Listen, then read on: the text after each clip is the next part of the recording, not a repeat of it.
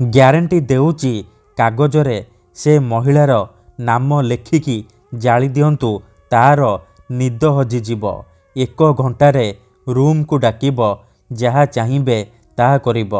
ହଁ ଫ୍ରେଣ୍ଡସ୍, ଆଜିର ଏହି ଭିଡ଼ିଓଟିରେ ମୁଁ ଆପଣଙ୍କୁ ଶିଖେଇବି ନାରୀ ମୋହିନୀ ବଶୀକରଣ ବିଦ୍ୟା, ଝିଅ ପଟେଇବା ପାଇଁ ବଶୀକରଣ ବିଦ୍ୟା।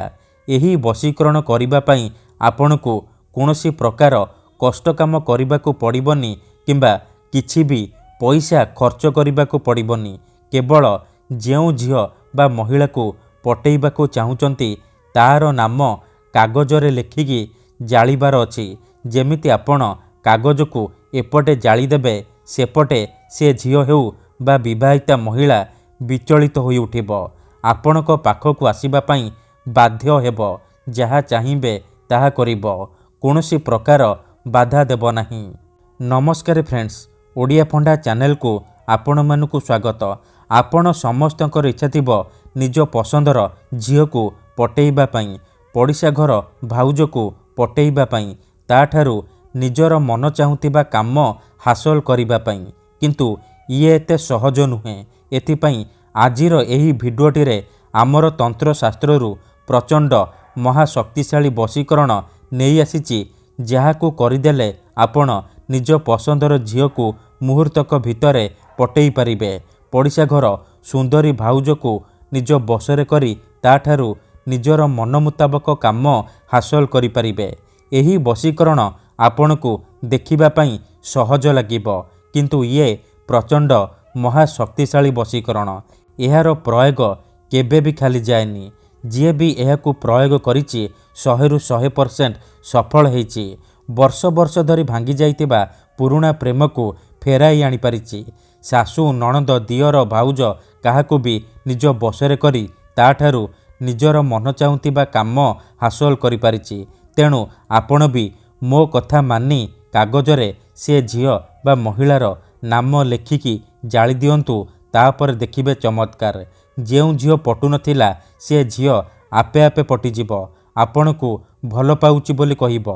ଯେଉଁ ବିବାହିତା ନାରୀ ବା ପଡ଼ିଶା ଘର ଭାଉଜ ଆପଣଙ୍କୁ ଭାव ଦେଉନଥିଲା, ସିଏ ନିଜେ ଫୋନ୍ କରିକି ଘରକୁ ଡାକିବ, ଯାହା ଚାହିଁବେ ତାହା କରିବ, ଆପଣଙ୍କର ସବୁ ଇଚ୍ଛା ପୂରଣ କରିବ। ଠିକ୍ ଅଛି, କେବଳ ଆପଣଙ୍କୁ କାଗଜରେ ତାର ନାମ ଲେଖିକି ଜାଳିବାର ଅଛି। ଏହି ବଶୀକରଣ ଏତେ ଶକ୍ତିଶାଳୀ କି କେବଳ 1 ଘଣ୍ଟାରେ ସେ ଝିଅ ହେଉ ବା ମହିଳା ତୁମ ପାଖକୁ ଆସିବା ପାଇଁ ବାଧ୍ୟ ହେବ, ଯାହା ଚାହିଁବେ ତାହା କରିବ। ଏହି ବଶୀକରଣ କରିବା ସବୁଠାରୁ ସହଜ।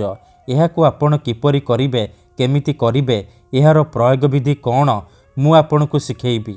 ସମ୍ପୂର୍ଣ୍ଣ ପ୍ରୟୋଗ ବିଧି ଠିକ୍ ଭାବରେ ଶିଖେଇବି। ଜାଣିବା ପାଇଁ ମୋର ଆପଣମାନଙ୍କୁ ଅନୁରୋଧ କି ଆପଣ ଭିଡ଼ିଓଟିକୁ ପୁରା ଧ୍ୟାନ ସହିତ ଶେଷ ପର୍ଯ୍ୟନ୍ତ ଦେଖିବେ।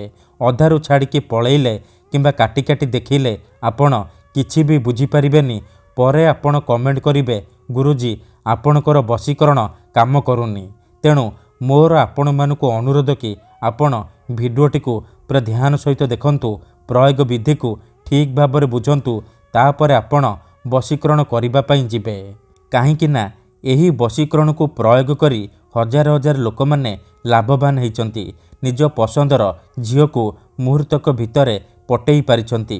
ଏହି ବଶୀକରଣ କରିବା ପାଇଁ ଆପଣଙ୍କୁ କିଛି ବି କରିବାକୁ ପଡ଼ିବନି। କେବଳ ଖଣ୍ଡିଏ ସାଧା କାଗଜ ଆଣିବେ, ଆଉ ଜାଳିବା ପାଇଁ ଡିଆସିଲି ଆଣିବେ। ତାପରେ ଏହି ବଶୀକରଣକୁ ଆରମ୍ଭ କରିବେ। ତାପରେ ଦେଖିବେ ଚମତ୍କାର, କିପରି ଆପଣ ସେ ଝିଅ ବା ମହିଳାକୁ ନିଜ ବଶରେ କରିପାରିବେ। ସିଏ ଆପଣଙ୍କର ଇସାରାରେ ନାଚିବ, ଯାହା ଚାହିଁବେ ତାହା କରିବ, କୌଣସି ପ୍ରକାର ବାଧା ଦେବ ନାହିଁ।